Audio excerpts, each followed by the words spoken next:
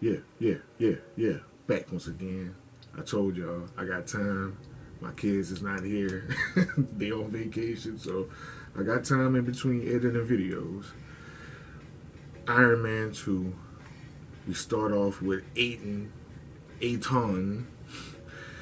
We start off with him calling for Vanya. These are new characters to me. I don't remember Iron Man 2. I don't think I even watched Iron Man 2, to be honest with you, because I have no reference of Vanya or Anton. None of them. I don't have a reference to any of these characters. So he starts off calling for Vanya because Tony Stark is on TV and he said, "That should be you. I'm sorry. All I can give you is my knowledge." Dies. Vanya goes crazy. Then Vanya goes dig in the stash spot and I see Anton and Howard Stark. So that's why that's his father. Just like Tony Stark is the son of Howard Stark. He's the son of the co-creator. And this is all, like I say, this is all new to me. I'm not familiar with this story at all. I was somewhat familiar with Iron Man 1, so this was going to be a fun watch to me because it was going to be new. And Anton must have been sitting down teaching Vanya how to make the arc reactor because he was in that little shack that they live in and he sat down and molded and created an arc reactor for himself. So I'm assuming he's going to be the villain, but I don't know. You never know with Marvel. He could be doing this and turn around and work with Tony Stark. We get to the Starks Expo and they calling for Rhodey, and then immediately they just replaced Terrence Howard with Don Cheadle, movies.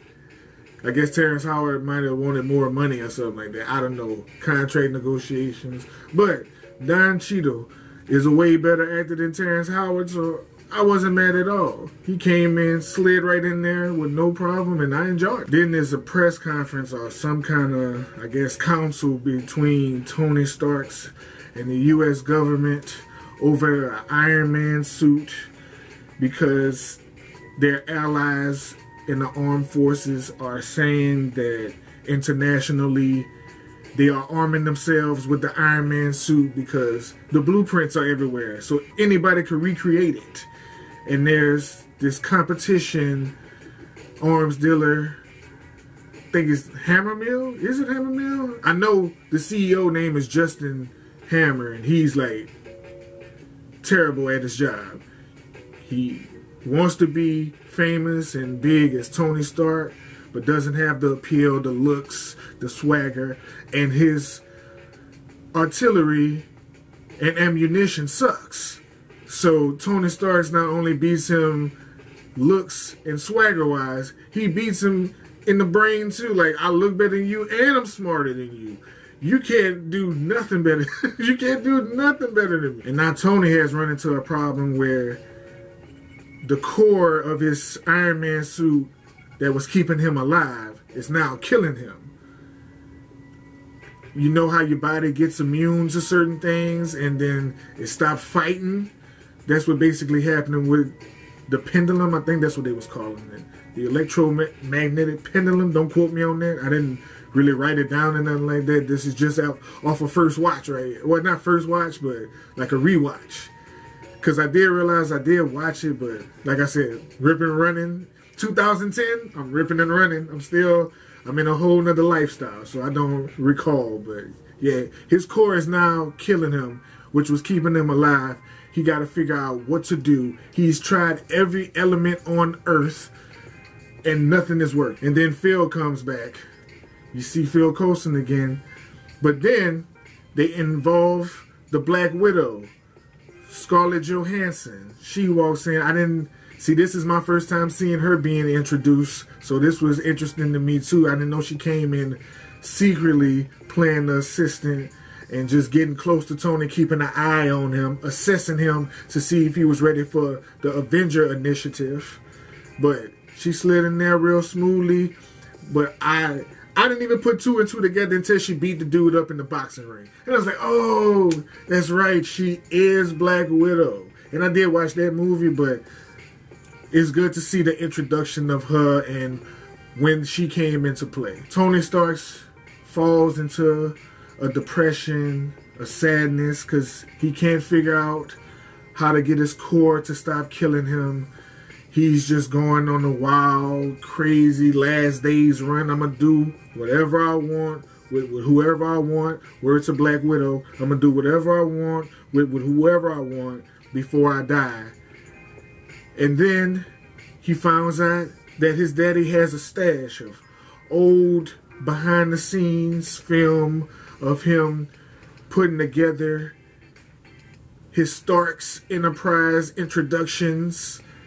And he finds out his daddy left him a nugget, an Easter egg, so to speak, within the patterns of his motto of the Stark city that he was building. And then Tony Stark figures out the Easter egg that he left, and he creates a new element, and it's keeping him alive now. Now the suit is not killing him.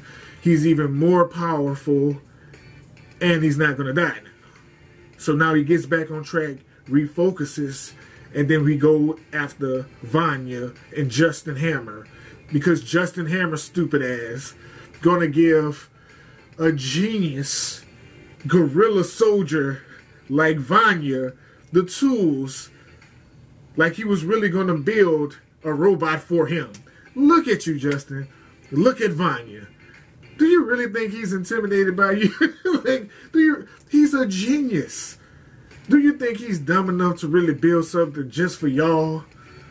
But like I said, earlier in the video, Justin is the idiot of the movie. He thinks because he has a lot of money that makes him powerful, but his money doesn't make him powerful. He's still a peon to everybody. In his circle, outside of his circle, nobody respects him because he's an idiot. And you know how it goes. The ending, big fight.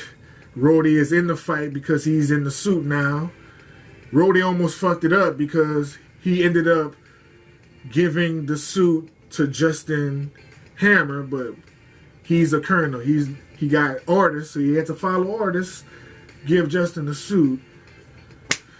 Justin gives the suit to Vanya. Vanya runs a whole robot Iron Man army. But Iron Man still outsmarted Vanya. Got the girl finally. Put his lips on Pepper Potts, you know. Look like they're going to live happily ever after. The end credits. Thor hammer is in the ground. So I'm guessing Thor is going to be around on Iron Man 3. Which I will be reviewing. So, you know. But yeah, it's cool to go back. Like I said, it's cool to go back and rewatch it. And now that I can lock in and focus and pay attention to the storylines and et cetera, it's like watching a soap opera almost. A superhero soap opera. Because it just all falls into line. But this is where Thor is going to come into play, I would assume. Because Nick Fury was throughout Iron Man 2. So I'm assuming Thor is coming into play. But that's all I got for my review.